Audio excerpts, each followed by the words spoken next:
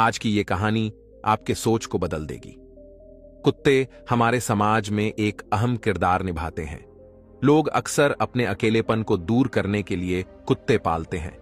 कहते हैं कि कुत्ते इंसानों के सबसे अच्छे और सच्चे मित्र होते हैं। लेकिन एक तरफ जहां हम कुत्ते से इतना प्यार करते हैं, वहीं दूसरी तरफ हमारे समाज में एक ऐसा भी तबका है जो कुत्ते पर तरह तरह के जुल्म करते हैं। जब भी जुबान पर गाली आती है तो कुत्ते का नाम निकल जाता है।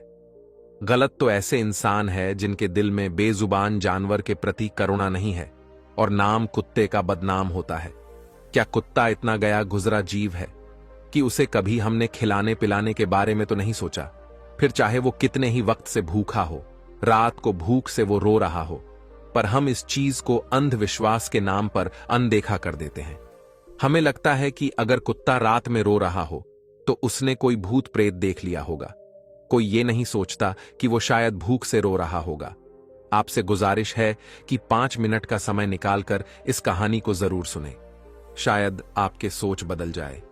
नमस्कार दोस्तों, बुधा पिलर यूट्यूब चैनल पर आपका स्वागत है। एक महात्मा ने बताया कि अगर मनुष्य कुत्ते को रोटी खिलाने के 8 फायदे जान जाए तो कभी दुखी नहीं होगा। महात्मा ने बताया, कुत्ते को एक रोटी खिलाने से क्या फल मिलता है। एक समय की बात है, एक आश्रम में एक महात्मा उपदेश दे रहे थे। तभी मोहन नाम के शिष्य ने पूछा, गुरुदेव, मेरे मन में एक प्रश्न उठ रहा है। महात्मा ने कहा, भंते, निसंकोच होकर पूछो, आपके मन में वह कौन सा प्रश्न उठ रहा है? तब मोहन ने कहा, गुरुदेव, मैं यह जानना चाहता हूं कि कुत्ते को एक रोटी खिलाने से मनुष्य को कौन सा फल मिलता है।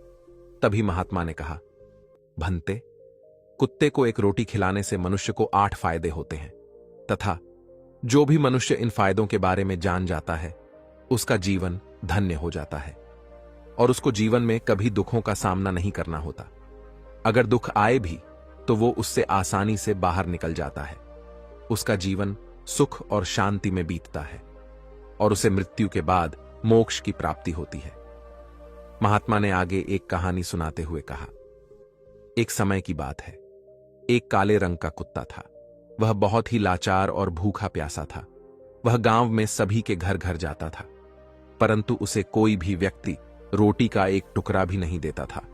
वह भूख के मारे इधर उधर घूमता रहता और रोया करता था। एक दिन वह गांव के बाहर नदी के किनारे एक साधु के आश्रम पर पहुंच गया और साधु से कहने लगा, हे मुनिवर, मुझे लगता है आप बहुत ही विद्वान तथा ज्ञानी हैं।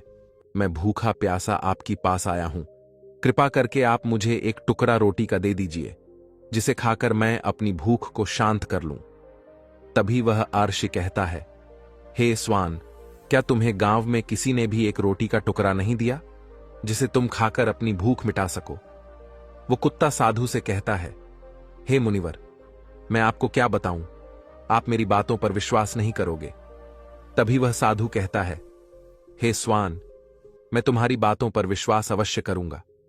मुझे तुम बहुत ही लाचार दिखाई देते हो। तभी वह कुत्ता कहता है, ठीक है मुनिवर, मैं आपको अपनी आप बीती बताता हूं।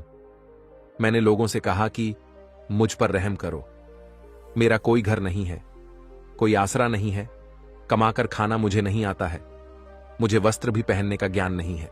इसलिए सर्दी, गर्मी और बरसात में मैं ऐसे ही घूमते रहता हूं। मुझे पढ़ना लिखना भी नहीं आता। आपकी तरह मुझे अनुशासन नहीं आता। मुझे आपकी तरह बोलना नहीं आता। ये मेरा दुर्भाग्य ही समझिए। परंतु मुझे आपकी तरह भूख भी लगती है। चोट लगने पर मुझे आपकी तरह दर्द भी होता है। मुझे आपकी तरह रोना भी आता है। बस इन्हीं 3 कामों में मैं आपकी बराबरी कर सकता हूं। इसीलिए मुझ पर दया दिखाइए, मुझे और कष्ट मत दीजिए। ईश्वर ने तो मुझे वैसे भी कष्ट देकर ही भेजा है। मैं आपकी तरह मनुष्य नहीं हूं। मैं इस संसार में पराधीन जीव हूं। जब हमारा जन्म हुआ उस समय हमारे आंख और कान बंद थे। आपके जन्म पर जैसे नाच गाना होता है, बाजे बजते हैं, खुशी मनाई जाती है, हमारे जन्म पर भी यह सब हुआ होगा। पर कुछ कह नहीं सकते कि हमारे जन्म पर किसने खुशी मनाई होगी। हम जिस बिछौना पर थे वह रुई जैसा नरम तो था, सर्दी बिल्कुल नहीं लगती थी। मैं मन में सोच रहा था कि किसी बड़े घर में पैदा हुआ हूं। लेकिन जब हमारी आंख खुली तो मैंने देखा कि हमारी मां, जिसे आप लोग कुतिया बोलते हो, वह अपने 5 बच्चों को छाती से चिपकाकर एक राख के ढेर में थी। हम 5 भाई थे। बाकी 4 भाई तो लाल और भूरे रंग के थे। मैं अकेला ही काले रंग का था। सबसे छोटा मैं ही था, इसलिए कमजोर था। मेरी मां हम लोगों के पास कम ही आती थी, क्योंकि उसे भी अपने भोजन की व्यवस्था करनी होती थी। यदि वह ना खाती तो हमें दूध कहां से पिलाती। उस एक मां पर हम 5 भाई निर्भर थे। वह बेचारी अपने भोजन के लिए इधर उधर भागती रहती थी। कभी भोजन मिल भी जाता था, कभी नहीं भी मिलता था, लेकिन वह हमेशा हम 5 का बहुत ख्याल रखती थी। आखिर वह हमारी मां थी। वह रात भर जागकर गांव की रखवाली करती थी। किसी की मजाल नहीं थी कि कोई अनजान आदमी बुरी नीयत से गांव की तरफ भी झांक जाए। दूसरे गांव के कुत्ते भी हमारी मां के भय से गांव में नहीं आते थे। गांव के किसी किसान के खेत में कोई जानवर फसल खाने आते तो हमारी मां उसे भगा देती। गांव वालों के लिए इतना सब करने के बाद भी कोई मनुष्य तो हमारी मां को भोजन तक नहीं देता था। भोजन के लिए हमारी मां को मजबूर होकर छीना झपट्टी करनी होती थी। कई बार तो लोग उसे लाठी से पीट पीट कर भगा देते थे। बेचारी उस दिन भूखी प्यासी रहकर पेट की आग से जलती रहती थी। हे मुनिवर, आखिर भूख तो हमें आपकी ही तरह लगती है। ऊपर से उसे अपने 5 बच्चों की चिंता भी लगी रहती थी। आखिर मां जो थी, भूख उसे चैन से बैठने नहीं देती थी, और गांव वालों का भी उसे देखकर हृदय नहीं पसीजता था। तो बेबस होकर उन लोगों के घरों में चोरी से घूमना होता था, और खाने की कोई चीज मिल जाती तो उसे खाकर अपने पेट की आग बुझा लेती थी। कई बार तो लोग उसे खाने की वस्तु ले जाते हुए देखते तो लाठी लेकर उसके पीछे आ जाते। कुछ निर्दय लोग तो कई बार उसे घर के अंदर बंद करके पीटते थे। हमारी मां का बुरा हाल कर देते थे। फिर वह कुत्ता साधु से कहता है, हे मुनिवर, हमारी मां ने क्या बिगाड़ा था? उसने सिर्फ अपने पेट के लिए भोजन ही तो चुराया था। चोरी करने का हमें कोई शौक नहीं है, पर पापी पेट हमें यह सब करने के लिए मजबूर कर देता है। एक दिन की बात है, बहुत जोरदार बरसात हुई। ओले गिर रहे थे, ठंडी हवा चल रही थी। उस ठंड में ठिठुरकर हमारे 3 भाई मर गए। उस दिन हमारी मां बहुत रोई थी, लेकिन मनुष्य हमारे दर्द को नहीं समझे, क्योंकि उसके बच्चे तो मरे थे। फिर वह कुत्ता कहता है, हे मुनिवर, अब हम सिर्फ 2 भाई रह गए थे। हमारी मां हम दोनों की अच्छे से देखभाल करने लगी। फिर एक दिन उसी गांव में ठाकुर साहब के घर पर दावत चल रही थी और अनेक प्रकार की मिठाइयां बन रही थीं। ठाकुर साहब के घर काफी मेहमान आए हुए थे। हमारी मां कुछ खाने की तलाश में बार बार उधर जाती, लेकिन लोग उसे धुतकार कर भगा देते थे। किसी को उस पर इतना भी तरस नहीं आया कि एक रोटी उस बेचारी को खाने को दे दे। एक रोटी से उनका क्या चला जाता? मेरी मां बार बार जाती और देखती रहती थी। ठाकुर साहब के आंगन में दावत खाने का सिलसिला चालू हुआ। भोजन परोसा जाने लगा।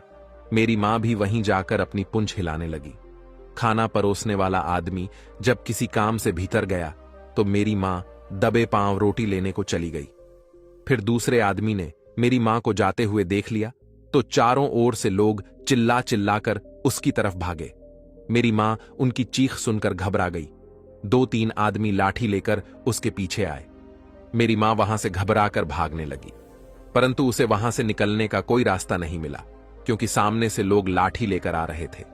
तभी मेरी मां वहां पर जो लोग भोजन कर रहे थे उनको लांघ कर निकल गई। वह कुत्ता कहता है, हे मुनिवर, मेरी मां अपने निकलने पर इतनी हैरान नहीं थी जितनी कि उन लोगों को देखकर हुई थी जो वहां पर दावत खा रहे थे। वह सब उठ गए और उन्होंने भोजन करना बंद कर दिया और कहने लगे कि कुतिया के लांघ जाने के कारण भोजन भ्रष्ट हो गया है। सब एक दूसरे से विचार विमर्श कर रहे थे कि अब क्या किया जाए। खाना तो सब खराब हो गया है। फिर ठाकुर साहब फूट फूट कर रोने लगे। कुछ लोग तो यह भी कह रहे थे कि कुतिया के लांघने से भोजन खराब कैसे हो गया? उसने खाने में मुंह तो नहीं लगाया है, सिर्फ ऊपर से लांघ कर ही तो गई है। शहरों में तो लोग कुत्ते को पालकर घर के अंदर सुलाते भी हैं और खिलाते भी हैं, तो इसमें कोई बुरी बात नहीं है। अगर कुतिया लांघ कर गई है तो भोजन खराब नहीं हुआ है। लेकिन उनमें से कुछ लोग रईस घरों से ताल्लुक रखते थे। उन्होंने एक भी नहीं चलने दी। वो कह रहे थे कि भोजन तो भ्रष्ट हो गया है, यह हमारे खाने के लायक नहीं है। आखिरकार उन्हीं की बात मानी गई। अब तो वह सारा भोजन गरीबों में बांट दिया गया है। उस दिन तो मेरी मां को खूब पेट भर के खाना मिला था। ऐसा सुख उसने जीवन में कभी नहीं पाया था। लेकिन वह सुख उसके लिए बहुत मुसीबत बन गया। वह भोजन करके वहां आराम से लेटी ही थी कि उतने में वह ठाकुर लाठी लेकर वहां आ पहुंचा और उसे बुरी तरह से पीटने लगा। उसे भागने का भी कोई अवसर नहीं मिल पाया। लाठी की चोट से वह बुरी तरह से चिल्लाने लगी। मां का विलाप सुनकर पत्थर भी पसीज जाता है, पर उस निर्दय को उस पर जरा भी रहम नहीं आया। वह उसे कठोरतापूर्वक पीटता रहा। मां की वह चीख पूरे गांव में सुनाई दे रही थी। तब कुछ लोग आए और उसे समझाते हुए बोले, ठाकुर साहब, जाने दो। भूख में तो आदमी की भी बुद्धि भ्रष्ट हो जाती है। यह तो एक पशु है, इसे अच्छे बुरे का क्या समझ। अब इसे मारकर आपको क्या मिलेगा? जो होना था सो हो गया। लोगों के समझाने के बाद उसने हमारी मां को पीटना बंद किया। मां ने आकर सारी कहानी हम दोनों भाइयों को सुनाई। हमने सोचा कि कितना कष्ट भरा जीवन है हम कुत्तों का। आदमी एक रोटी के बदले एक चोर के जितना पीटता है। बेकार है ऐसे लोग जो हम लोगों के दर्द को नहीं समझते। वह कुत्ता आगे कहता है, हे मुनिवर, एक दिन की बात है, उसी गांव के बाहर एक ब्राह्मण आकर ठहरा हुआ था। उसने अपने भोजन के लिए एक जगह बनाई और उस पर दाल बनाने के लिए रख दी। उसके बाद आटा गूंद कर रख दिया। वह वहीं पास में कुएं पर पानी लेने चला गया। इधर कहीं से मेरी मां भी घूमती हुई पहुंच गई। उसने आटे को देखा तो सोचने लगी कि शायद इस आटे का कोई मालिक नहीं है। यही सोचकर वह उस आटे को खाने लगी। उधर उस ब्राह्मण ने कुएं के पास से देखा कि उसका आटा एक कुतिया खा रही है, तो वह बहुत क्रोधित हुआ। वह रोने लगा क्योंकि वह भी 2 दिनों का भूखा था और थका हुआ था। कुछ लोगों ने उसे कहा, अरे ब्राह्मण देवता, इस कुतिया ने तुम्हारा भी आटा खराब कर दिया। कल तो इसने ठाकुर साहब की पूरी रसोई खराब करके रख दी थी। ब्राह्मण दुखी होते हुए बोला, भाई, मुझे क्या मालूम था यह दुष्ट कुतिया मेरे आटे को खाने के लिए घात लगाए बैठी है। ब्राह्मण ने ना आव देखा न ताव, लाठी लेकर उस कुतिया के पीछे भागा। मां उस आटे को ठीक से खा भी नहीं पाई थी, पर उससे ज्यादा उस पर लाठी बरस गई। महीनों तक मेरी मां थरथराते हुई घूमती रही थी। उस दिन समझ में आया कि आदमी कितना खुदगर्ज है। हम उसका कोई भी कार्य करते हैं तो भी वह हमें नहीं समझता। आगे वह कुत्ता कहता, हे मुनिवर, हमारी कमी यह है कि हम उन्हीं मतलबी इंसानों के अधीन रहना चाहते हैं जो हमें कष्ट देता है। हम उसके कितने काम आते हैं ये वो नहीं जानता। हम उनके घर की रखवाली तो करते ही हैं, साथ ही साथ और भी बहुत सारे लाभ हैं जिन्हें मनुष्य नहीं जानता। महात्मा ने उस कुत्ते की बातें पूरे धैर्य से सुनी और फिर कहा, यदि मनुष्य कुत्ते को रोटी खिलाने के फायदे जान जाए तो अपने जीवन में होने वाले नुकसान से बच सकता है। आज मैं आपको बताऊंगा कि कुत्ते को रोटी खिलाने के 8 फायदे क्या है। मनुष्य को पता नहीं है कि जब भी घर में रोटी बनाई जाती है तो सबसे पहली रोटी गौ माता की होती है और पिछली रोटी कुत्ते की होती है। महात्मा ने कहा, ऐसा ही विधान भगवान ने बनाया था, लेकिन भगवान के बनाए उस विधान को भूलकर मनुष्य अगली और पिछली रोटी स्वयं ही खा जाता है। इसका दुष्प्रभाव उसके जीवन पर होता है। कुत्ता वह प्राणी है जिसको रोटी खिलाने से मनुष्य के जीवन में होने वाले ग्रहों के दोष भी दूर हो जाते हैं। महात्मा ने कहा, कुत्ते को रोटी खिलाने का पहला फायदा है कि कुत्ते को रोटी खिलाने से शनि का नकारात्मक प्रभाव कम हो जाता है। शनि ग्रह जब अपनी कुदृष्टि बनाता है तो हर मनुष्य बर्बाद हो जाता है। जिस व्यक्ति पर उनकी महादशा का आरंभ हो जाता है तो बने बनाए काम अपने आप खराब होने लगते हैं और वह मनुष्य आर्थिक तंगी का शिकार हो जाता है। उस स्थिति में व्यक्ति यदि कुत्ते को रोटी खिलाता है तो उस पर शनि का दुष्प्रभाव बहुत ही कम हो जाता है। कुत्ते को रोटी खिलाने का दूसरा फायदा है कि कुत्ते को रोटी खिलाने से भाग्य आपके पक्ष में हो जाता है। आपके घर के अंदर नकारात्मक शक्ति नष्ट हो जाती है। कुत्ते को रोटी खिलाने का तीसरा फायदा है कि कुत्ते को रोटी खिलाने से माता लक्ष्मी प्रसन्न हो जाती है और आपके घर में धन दौलत की कभी कमी नहीं रहती है। कुत्ते को रोटी खिलाने का चौथा फायदा है कि कुत्ते को रोटी खिलाने से आपके ऊपर कर्ज नहीं चढ़ता और जो पहले से आप कर्जदार हैं उससे भी मुक्ति मिल जाती है। कुत्ते को रोटी खिलाने का 5वां फायदा है कि कुत्ते को सुबह शाम भोजन देने से आपका व्यापार बहुत अच्छे से चलता है। कुत्ते को रोटी खिलाने का छठा फायदा है कि कुत्ते को रोटी देने से आपक आयु में वृद्धि होती है और अटका हुआ धन वापस मिल जाता है। कुत्ते को रोटी खिलाने का सातवां फायदा है कि कुत्ते को रोटी देने से हमेशा आपका स्वास्थ्य अच्छा बना रहता है और मानसिक रूप से आप मजबूत रहते हैं। आपका मन हमेशा ऊर्जावान रहता है। अच्छे विचार आपके मन के अंदर आते हैं। कुत्ते को रोटी खिलाने का आठवां फायदा है कि कुत्ते को रोटी खिलाने से भगवान प्रसन्न रहते हैं, क्योंकि भगवान को समस्त जीवों की चिंता रहती है और जो समस्त जीवों पर दया दिखाता है, भगवान भी उस मनुष्य से हमेशा प्रसन्न रहते हैं। भगवान की कृपा सदैव उस परिवार पर बनी रहती है। आपने अपने बुजुर्गों से सुना होगा कि जब कुत्ता रोता है तो अपशगुन होता है, कोई संकट आता है, किसी की मृत्यु होती है। इसलिए कुत्ते को कभी रुलाना नहीं चाहिए। इस प्रकार से महात्मा ने मोहन को कुत्ते को रोटी खिलाने के 8 फायदे बताए और जो भी मनुष्य कुत्ते को रोटी खिलाता है तो उसे इन 8 फायदों का फल प्राप्त होता है। अब ये आप पर है कि आप अपने जीवन में ये 8 फायदे चाहते हैं कि इस मौके को यूं ही गवा देते हैं। वीडियो पसंद आया तो चैनल को सब्सक्राइब और वीडियो को लाइक, शेयर और कमेंट जरूर करें। नमो बुद्धाय। चलिए अब दूसरी कहानी की शुरुआत करते हैं। किसी ने क्या खूब कहा है कि बदन मेरा मिट्टी का है, सांसें मेरी उधार हैं। घमंड करूं तो किस बात का यहां, हम सब तो बस किराएदार हैं। धूप और छाव की तरह हमारे जीवन में सुख और दुख आते रहते हैं। हमें लगता है कि हमारे जीवन में हजारों दुख है, पर यदि वास्तविकता में देखा जाए तो जीवन में सिर्फ एक ही दुख होता है। वह दुख क्या है, इस बौद्ध कहानी के माध्यम से हम समझ जाएंगे।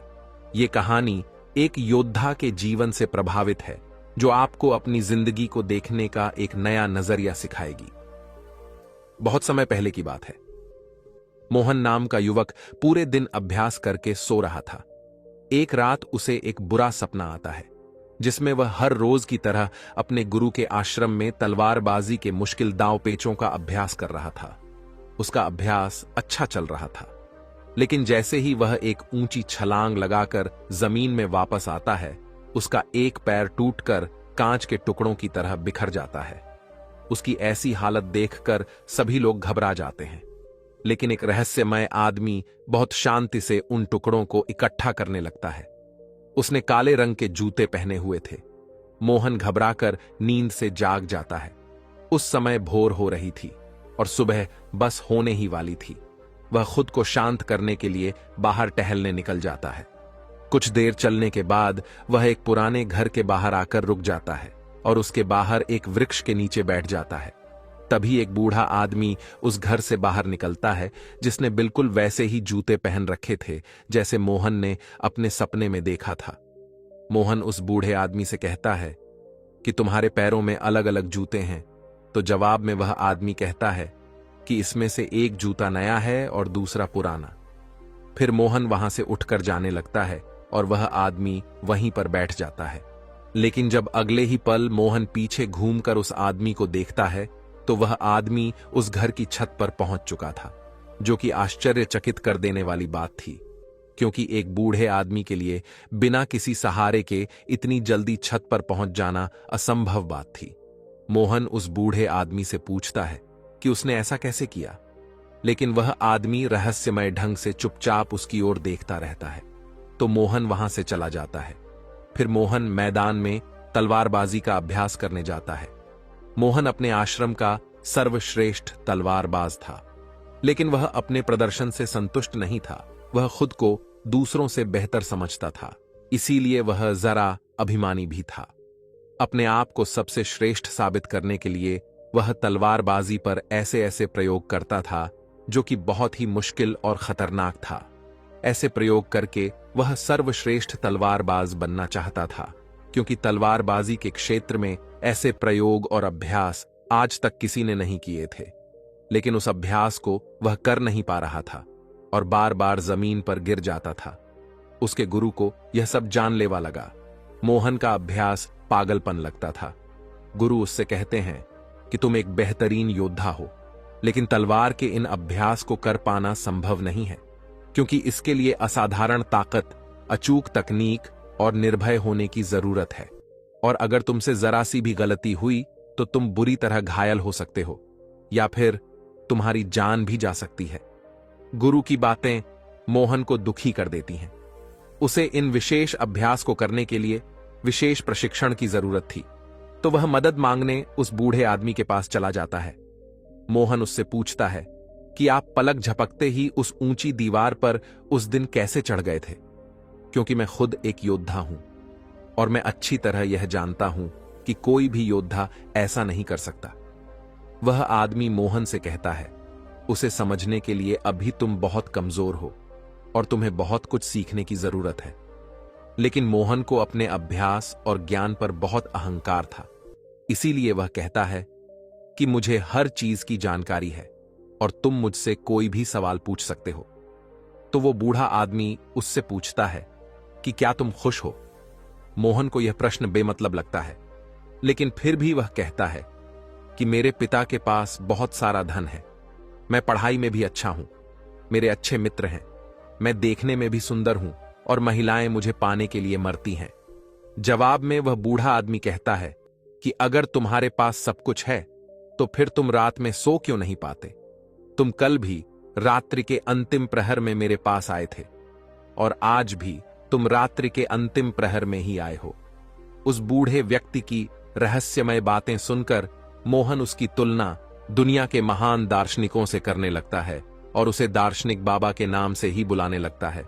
उसके बाद वह आदमी पूछता है कि अगर तुम देश के सर्वश्रेष्ठ तलवारबाज की प्रतियोगिता का हिस्सा ना होते तो तुम क्या कर रहे होते? यह प्रश्न मोहन को अंदर से हिलाकर रख देता है, क्योंकि उसने सर्वश्रेष्ठ तलवारबाज बनने के अलावा और कुछ भी नहीं सोचा था। पर उस बूढ़े आदमी ने यह सवाल पूछा, क्यों? मोहन को लगता है कि वह आदमी सनकी है, इसीलिए वह घबराकर वहां से चला जाता है और उसे भूलने का प्रयास करने लगता है। अपनी रोजमर्रा की जिंदगी की तरह वह दोस्तों के साथ मजे करता है, नशा करता है और महिलाओं को आकर्षित करके उनके साथ समय बिताता है। पर इसी दौरान अचानक सिर्फ एक पल के लिए वह दार्शनिक बाबा उसके सामने आ जाता है, जो एक इशारा था कि मोहन अपनी हरकतें सुधारे। तो मोहन दार्शनिक बाबा से मिलने उसके पास चला जाता है। उन दोनों में कुछ बातचीत के बाद पूनम नाम की महिला खाना लेकर आती है, जो कि उस बूढ़े व्यक्ति की मुंह बोली बेटी थी। फिर वह दोनों खाना खाने लगते हैं, तो मोहन अपने मुंह में खाना ठुसने लगता है और जल्दी जल्दी खाने लगता है। लेकिन दार्शनिक बाबा कहता है कि तुम्हें अपना खाना आराम से आनंद लेते हुए खाना चाहिए। वह कहता है कि तुम्हारे अंदर बहुत सी गलत आदतें हैं और अगर तुम मुझसे प्रशिक्षण लेना चाहते हो तो आज से ही तुम्हें मित्रों के साथ बेमतलब घूमना, नशा करना, मांस खाना, गलत काम बंद करना होगा।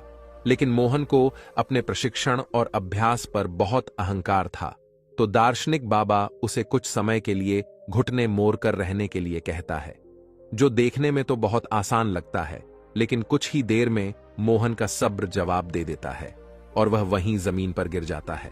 अपना अहंकार टूटने और खुद को बेइज्जत महसूस करने के बाद मोहन गुस्से में वहां से जाने लगता है। तो दार्शनिक बाबा उसे कहता है कि आत्म अनुभव हमें बहुत सी नई चीजें सिखाता है। हमारे अंदर हर सवाल का जवाब है, इसीलिए बाहर से सोचना बंद करो और अपने अंदर अपने आत्म अनुभव से उनके जवाब ढूंढो। फिर तुम्हें पता चलेगा कि तुम रात को इसलिए नहीं सो पाते क्योंकि तुम अंदर से खाली हो और तुम्हें अपने खालीपन से भय लगता है। वह यह भी कहता है कि एक योद्धा के लिए शरीर और दिमाग दोनों पर नियंत्रण होना बेहद जरूरी है और वह मोहन को एक योद्धा की तरह प्रशिक्षित करने के लिए मान जाता है। अगले दिन मोहन जब अपने आश्रम के अभ्यास मैदान में जाता है तो वहां उसे पता चलता है कि उसके मित्र के हाथ में अभ्यास के दौरान गहरी चोट आ गई है और अब उसका मित्र देश की सबसे दिग्गज प्रतियोगिता में हिस्सा नहीं ले पाएगा। इस बात से मोहन के मित्र को प्रशिक्षित करने वाला शिक्षक बहुत परेशान था, क्योंकि वह तीरंदाजी में सबसे श्रेष्ठ योद्धा था। रात को मोहन फिर दार्शनिक बाबा से मिलने जाता है। उस समय दार्शनिक बाबा बैलगाड़ी के पहिए को सुधार रहे थे। वह मोहन से एक लोहे का टुकड़ा मांगता है, तो मोहन जानबूझकर उस लोहे के टुकड़े को बाबा की तरफ तेजी से फेंकता है, लेकिन बाबा बिना उसकी ओर देखे बहुत आसानी से उसे अपने हाथों में धर लेता है। मोहन दोबारा से ऐसा करता है, लेकिन दार्शनिक बाबा फिर से उसे बिना देखे धर लेता है। दार्शनिक बाबा उससे कहता है कि हमारे दिमाग में लाखों बेतुके विचार चलते रहते हैं, जो हमारे लक्ष्य को धुंधला बनाकर हमें भटका देते हैं। फिर वह मोहन को चाटा मारकर उसे उकसाता है और बदले में मुक्का मारने के लिए कहता है। पहले तो मोहन शांत रहता है, लेकिन जब वह दार्शनिक बाबा पर हमला करता है तो दार्शनिक बाबा उसे पलक झपकते ही नीचे गिरा देते हैं और उससे कहता है कि अपने लक्ष्य के अलावा जो कुछ भी तुम्हारे दिमाग में चल रहा है वह सब बेकार है। उस कचरे को अपने दिमाग से बाहर निकाल दो। और वह उसे अगली सुबह नदी के पुल के ऊपर मिलने बुलाता है। अगले दिन जब मोहन नदी के पुल पर पहुंचता है तो दार्शनिक बाबा उसे धक्का देकर पुल से नीचे गिरा देता है। मोहन गुस्से में दार्शनिक बाबा पर चिल्लाने लगता है। तब दार्शनिक कहता है कि जिस पल तुम नीचे गिर रहे थे उस पल तुम्हारा दिमाग बिल्कुल खाली था, अब फिर से उसमें कचरा भर चुका है। मोहन गुस्से में कहता है कि मेरे दिमाग में कोई कचरा नहीं भरा है। तो दार्शनिक बाबा मोहन के दिमाग पर नियंत्रण करके वह सब देखने लगता है जो उसके दिमाग में चल रहा था। फिर वह कहता है कि अगर तुम अपना ध्यान इन फिजूल के विचारों में रखोगे तो तुम अपने वर्तमान के पलों को जी नहीं पाओगे, और जब तुम अपना सारा ध्यान वर्तमान के पलों में रखोगे तब तुम्हें पता चलेगा कि तुम क्या कर सकते हो और कितने अच्छे से कर सकते हो। मोहन को चोट लगने के बाद तीरंदाजी सिखाने वाला शिक्षक सभी छात्रों की परीक्षा ले रहा था। इस दौरान मोहन दार्शनिक बाबा के सिखाए तरीके से अपने ध्यान को एकाग्र करने में सफल हो जाता है और पूरी एकाग्रता के साथ तीरंदाजी का बेहतरीन प्रदर्शन करके दिखाता है, जो कि शायद उसके मित्र से भी बेहतर था। सभी लोग ऐसे प्रदर्शन को देखकर हैरान रह जाते हैं। फिर उस रात दार्शनिक बाबा को पूरी बात बताता है। वह खुश था और उसे अपने प्रदर्शन पर नाज था, क्योंकि दूसरे योद्धा उससे जलने लगे थे। लेकिन दार्शनिक बाबा को उसकी बातों में कोई दिलचस्पी नहीं थी। वह कहता है कि तुम अभी भी अतीत में जी रहे हो और तुम्हें अपने प्रदर्शन पर अहंकार भी है। इसका मतलब अभी तुम कुछ भी नहीं सीखे। इतना कहकर वह उसे घर जाने के लिए कहता है और आज रात उसे कुछ भी सिखाने से मना कर देता है। लेकिन यहां कुछ अजीब होता है। मोहन वहां छुपकर सुबह होने का इंतजार करता है और सुबह होते ही दार्शनिक बाबा का पीछा करने लगता है। दार्शनिक बाबा मोहन के अभ्यास मैदान में चला जाता है और जाकर एक ऊंचे स्थान में बैठ जाता है। मोहन दार्शनिक के बगल में जाकर बैठता है तो वह महसूस करता है कि वह सभी योद्धाओं के दिमाग को पढ़ पा रहा है। वह उनके दिमाग में चल रही सभी बातों को सुन सकता है। उसे हैरानी तो तब होती है जब मोहन स्वयं को उस अभ्यास मैदान में आते हुए देखता है। यह देखकर वह अपनी जगह से नीचे गिर जाता है। फिर उसे पता चलता है कि यह सब तो उसका भ्रम है। ना तो सुबह हुई थी और ना ही उसने दार्शनिक बाबा का पीछा किया था। यह तो दार्शनिक बाबा था जो उसके दिमाग से खेल रहा था। दार्शनिक बाबा उससे कहता है कि अभी तो तुम्हें बहुत कुछ सीखना बाकी है। लेकिन मोहन बुरी तरह से घबरा चुका था, तो वह घबराकर वहां से चला जाता है। इस घटना का मोहन पर उल्टा असर होता है। उसका आत्मविश्वास नीचे गिरने लगा था, जो उसके साथी योद्धा भी महसूस करते हैं और उसका शिक्षक भी, क्योंकि उसका प्रदर्शन कमजोर होने लगा था। अगले दिन वह दार्शनिक बाबा के घर के बाहर पूनम को देखता है, जो कि दार्शनिक बाबा के लिए खाना लेकर आई थी।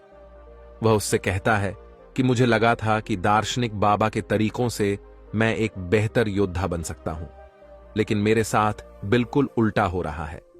फिर दार्शनिक मोहन से वह सारे काम करवाता है जो आज से पहले उसने कभी नहीं किए थे, जैसे कि कचरा साफ करना, गंदगी साफ करना, कपड़े धोना और लोगों की मदद करना। दोस्तों के साथ घूमना और गप्पे मारना बंद था। मांस खाना बंद था। मोहन यह सब कर तो रहा था, लेकिन उसे यह सब बेमतलब लग रहा था। उसका प्रदर्शन सुधरने की बजाय दिन प्रतिदिन खराब होता जा रहा था, क्योंकि वह दार्शनिक बाबा की शिक्षाओं को समझ नहीं पा रहा था। और एक दिन तंग आकर वह दार्शनिक बाबा पर गुस्सा करने लगता है। वह कहता है कि गंदगी साफ करके मैं कौन सा योद्धा बन सकता हूं। लेकिन दार्शनिक बाबा कहता है कि मैं तुम्हें किसी भी स्थिति में ध्यान करना सिखा रहा था, और इससे तुम्हारा अहंकार और बुरी आदतें कम हो जाएंगी। लेकिन मोहन का गुस्सा बढ़ता ही जा रहा था। वह कहता है कि तुमने पहले दिन मुझसे पूछा था कि क्या मैं खुश हूं, तो आज मैं तुमसे पूछता हूं कि क्या तुम इस वीरान घर में खुश हो। असल में मोहन को लगता है कि दार्शनिक बाबा जिंदगी से हारा हुआ व्यक्ति है, जो अपनी जिंदगी में सफल नहीं हो पाया है, और उसकी रहस्यमयी बातें सुनकर वह गलती से उसके चक्कर में फंस गया है।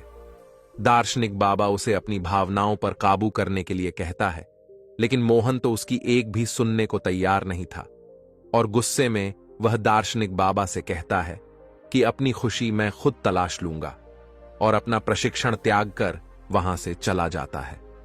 अफसोस, मोहन यह समझ नहीं पाया कि दार्शनिक बाबा उसे निस्वार्थ भाव से दूसरों की सेवा करना सिखा रहा था, जिससे उसका अहंकार कम हो सकता था। खैर, मोहन ने अपनी पुरानी दिनचर्या को वापस अपना लिया था, जैसे नशा करना, मांस खाना, दोस्तों के साथ समय बर्बाद करना, महिलाओं को आकर्षित करके उनके साथ समय बिताना और दूसरों से श्रेष्ठ दिखने के लिए जानलेवा अभ्यास करना। एक दिन ऐसे ही जब वह खतरनाक अभ्यास कर रहा था, तब ऊंचाई से गिरने पर उसका पैर बुरी तरह घायल हो जाता है। इलाज के दौरान उसे पता चलता है कि उसके बाएं पैर की हड्डी सिर्फ टूटी नहीं है, बल्कि चकनाचूर हो गई है, जिसमें अलग अलग 15 दरारें आ चुकी हैं। चिकित्सक उससे कहते हैं कि अगर तुम अपना ठीक से ध्यान रखोगे तो अगले कुछ महीनों में तुम चलने लगोगे, सिर्फ चलने। मोहन को पता चल चुका था कि उसका सर्वश्रेष्ठ तलवारबाज बनना अब लगभग असंभव हो चुका है, क्योंकि उसे चलने के लिए भी बैसाखी का सहारा लेना होता था, और उसका प्रशिक्षण भी पूरी तरह से बंद हो चुका था। टांग टूटने के साथ ही अब उसका अहंकार भी टूट चुका का था। फिर एक दिन पूनम उससे मिलती है। उसे मोहन की चिंता हो रही थी, क्योंकि देश की सबसे दिग्गज प्रतियोगिता में हिस्सा लेने का उसका सपना टूट चुका था। वह दोनों एक दूसरे को अच्छी तरह से समझते थे, और वह एक दूसरे को पसंद भी करने लगे थे। मोहन अपने सपने को यूं ही टूटता हुआ नहीं देखना चाहता था, इसीलिए वह अपने शिक्षक से मिलता है और कहता है कि मैं अभी की छोटी छोटी प्रतियोगिताओं में तो हिस्सा नहीं ले पाऊंगा, लेकिन 10 महीने बाद योद्धाओं के चुनाव की जो अंतिम प्रतियोगिता होगी, मैं उसमें जरूर हिस्सा लूंगा, जिसके लिए उसने प्रतियोगिता कराने वाली समिति को अपना आग्रह पत्र भी भेज दिया है। लेकिन शिक्षक को उसकी हालत देखकर लगता है कि मोहन अब कभी भी प्रतियोगिता में हिस्सा नहीं ले पाएगा, क्योंकि उसका पैर टूट चुका है और अब उसका प्रशिक्षण भी बंद हो चुका है। अपने सपने को टूटता हुआ देखकर मोहन गुस्से से भर जाता है और घर जाकर बेकाबू होने लगता है। यह दौर उसकी जिंदगी का सबसे मुश्किल दौर था। उसका सब कुछ बर्बाद हो चुका था। अब उसके जिंदा रहने का कोई मतलब नहीं था। इसीलिए अपनी जिंदगी खत्म करने के लिए वह एक ऊंचे पर्वत पर चढ़ जाता है। इससे पहले कि वह नीचे कूद पाता, वहां कुछ अजीब होने लगता है। उसे एक इंसान नजर आता है, जो कोई और नहीं बल्कि उसी की बुरी परछाई थी।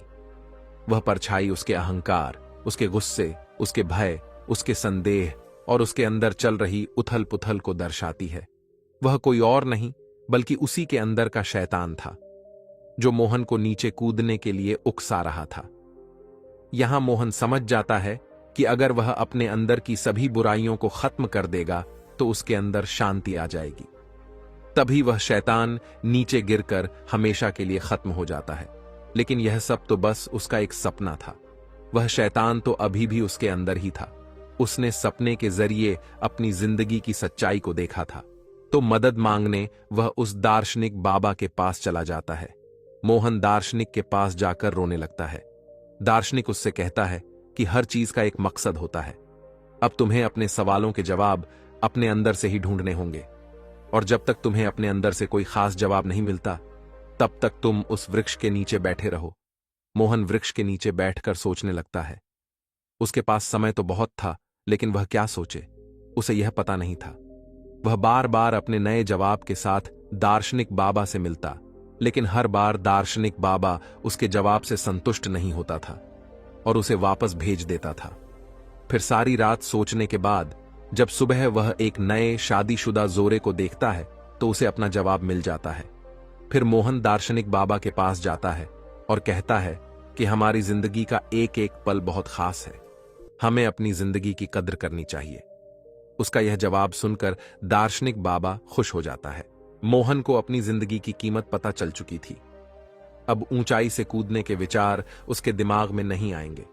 दार्शनिक बाबा के साथ रहते हुए वह बहुत सी नई बातें सीखता है। दार्शनिक बाबा उसके अंदर फिर से जीने की आशा भरता है और अपनी जिंदगी फिर से शुरू करने के लिए उसे तैयार करता है। फिर एक दिन मोहन अपने मित्रों से मिलता है और अतीत में अपने बुरे व्यवहार के लिए उनसे माफी मांगता है। उसके मित्र मोहन का यह रूप देखकर हैरान रह जाते हैं। दार्शनिक बाबा के विचारों ने मोहन को पूरी तरह से बदल दिया था और एक दिन मोहन दार्शनिक बाबा से कहता है कि वह उसी की तरह लोगों के निस्वार्थ भाव से सेवा करने के लिए तैयार है। लेकिन दार्शनिक बाबा उसे उसकी तलवारबाजी का प्रशिक्षण फिर से शुरू करने के लिए कहता है, पर मोहन उससे सहमत नहीं होता। वह कहता है कि मेरा पैर टूटा हुआ है, मैं यह नहीं कर सकता। दार्शनिक बाबा कहता है कि एक योद्धा कभी भी अपनी जीत या श्रेष्ठता की चिंता नहीं करता। उसे जो काम सबसे प्यारा है वह उसे करता रहेगा, चाहे उसमें उसकी जान ही क्यों ना चली जाए। फिर दार्शनिक बाबा उसे अभ्यास के लिए एक छोटे से मैदान में ले जाता है, जिसे उसने तब तैयार किया था जब मोहन घायल होकर बिस्तर पर था।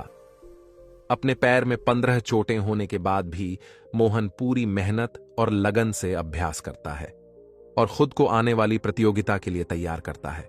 और एक दिन जब वह अभ्यास के लिए अपने पुराने आश्रम में जाता है तो उसे देखकर उसके साथी योद्धा और शिक्षक हैरान रह जाते हैं। लेकिन मोहन की परेशानी तो तब बढ़ती है जब उसका शिक्षक उसे एक चिट्ठी देता है। प्रतियोगिता आयोजित कराने वाली समिति ने मोहन की प्रतियोगिताओं में हिस्सा लेने के लिए मना कर दिया था। समिति ने मोहन के चिकित्सकों से बात की। उन्होंने मोहन के शिक्षक से भी पूछा, लेकिन शिक्षक ने मोहन को अपने अहंकार में आकर जानलेवा अभ्यास करते हुए देखा था। उसे लगता था कि मोहन इस प्रतियोगिता के लिए पागलपन की किसी भी हद तक जा सकता है, जो एक दिन खुद को ही मार देगा। इसीलिए उसने मोहन की हिस्सेदारी का समर्थन नहीं किया। अपने मंजिल के इतने करीब आकर एक बार फिर से उसका सपना टूट जाता है। दार्शनिक बाबा उससे कहता है कि कोई भी असहमति पत्र तुम्हें रोक नहीं सकता, तुम वह करते रहो जो तुम्हें अच्छा लगता है। लेकिन मोहन कहता है कि मेरा लक्ष्य सिर्फ अभ्यास करना नहीं है, बल्कि देश की सबसे दिग्गज प्रतियोगिता में स्वर्ण पदक जीतना है। दार्शनिक बाबा कहता है कि स्वर्ण पदक जीतना सिर्फ एक लालच है। अगर वह मिल भी जाए तो क्या जब तक तुम अंदर से खुश नहीं हो, कोई भी बाहरी चीज तुम्हें खुश नहीं दे सकती। दार्शनिक बाबा उसे अपनी भावनाओं पर काबू करने के लिए कहता है, लेकिन मोहन बहुत परेशान था। वह गुस्से में आकर दार्शनिक बाबा से कहता है कि मैं अपना सब कुछ त्यागने के लिए तैयार था, लेकिन तुमने मुझे फिर से प्रशिक्षण के लिए कहा। वह काफी हताश हो चुका था, उसे कुछ समझ नहीं आ रहा था, तो अपने अंदर से जवाब ढूंढने के लिए वह उस वृक्ष के नीचे बैठ जाता है। दार्शनिक बाबा उसकी बेचैनी को देखता है तो उसे अगली सुबह अपने साथ एक पर्वत के ऊपर चलने के लिए कहता है, जहां कोई खास चीज है। फिर अगली सुबह मोहन बुरी तरह थका देने वाला लंबा सफर तय करता है। दार्शनिक बाबा उसके आगे की तरफ था और पीछे पीछे मोहन। जब वह पर्वत की चोटी पर पहुंचते हैं तो मोहन दार्शनिक बाबा से पूछता है कि बताओ, आप मुझे क्या दिखाना चाहते थे? यह पर्वत, यह नजारा या फिर कुछ और? तो दार्शनिक बाबा उसके पैर के पास रखे एक पत्थर की ओर इशारा करता है और कहता है कि मैं तो तुम्हें यह पत्थर दिखाने के लिए यहां लाया हूं। इतना सुनने के बाद मोहन निराश हो जाता है। वह कहता है कि आधे दिन का इतना लंबा सफर तय करके हम यहां इस मामूली पत्थर को देखने आए हैं। फिर उसे एहसास होता है कि दार्शनिक बाबा जरूर उसे कुछ समझाना चाहता है। कुछ देर सोचने के बाद वह समझ जाता है कि जब तक उसे मंजिल के बारे में पता नहीं था, तब तक वह अपने सफर का आनंद ले रहा था और वह खुश था। लेकिन जैसे ही वह मंजिल तक पहुंच गया, उसकी खुशी खत्म हो गई, क्योंकि जो खुशी सफर में है वह मंजिल को पाने में नहीं। मोहन यह भी समझ चुका था कि उसका लक्ष्य हासिल करने का सपना भी इस पत्थर की तरह ही है, जिसे हासिल करने या ना करने से कोई फर्क नहीं होता, क्योंकि असली खुशी तो सफर के दौरान है। मोहन अब समझ चुका था कि अब उसे क्या करना है। वे दोनों पर्वत से वापस आते हैं और मोहन अब अपने सफर का आनंद लेते हुए बिना किसी हार जीत की चिंता किए अभ्यास के मैदान में अभ्यास करने लगता है। उसका बेहतरीन प्रदर्शन अभ्यास देखकर सभी हैरान हो जाते हैं और उसका शिक्षक उसे अंतिम चुनावी प्रतियोगिता में ले जाने के लिए मान जाता है। मोहन अपने साथ दार्शनिक बाबा को भी ले जाना चाहता था, लेकिन जब वह उस पुराने घर में पहुंचता है तो उसे पता चलता है कि दार्शनिक बाबा वहां से हमेशा के लिए जा चुका है। शायद दार्शनिक बाबा अपना काम पूरा कर चुका था। फिर अंतिम चुनावी प्रतियोगिता में मोहन अपना सर्वश्रेष्ठ प्रदर्शन करता है। उसका अपने दिमाग पर पूरा नियंत्रण था। उसे प्रतियोगिता जीतने का लालच या भय नहीं था। वह तो बस इस पल का आनंद ले रहा था। इतनी भयंकर दुर्घटना के बाद भी उसका ऐसा श्रेष्ठ प्रदर्शन देखकर सभी लोग बहुत ज्यादा हैरान थे। इसके बाद मोहन ने अंतिम प्रतियोगिता में देश के सबसे दिग्गज योद्धा का खिताब जीता और उसके बाद उसने पूनम के साथ शादी भी कर ली। बाद में मोहन ने अपनी किताबों और बात के माध्यम से दार्शनिक बाबा के विचारों को जन समूह तक पहुंचाने का प्रयास किया। दोस्तों, आपने आज के इस वीडियो से क्या सीखा? कमेंट सेक्शन में जरूर बताएं और वीडियो पसंद आया तो लाइक, शेयर और सब्सक्राइब जरूर करें। नमो बुद्धाय।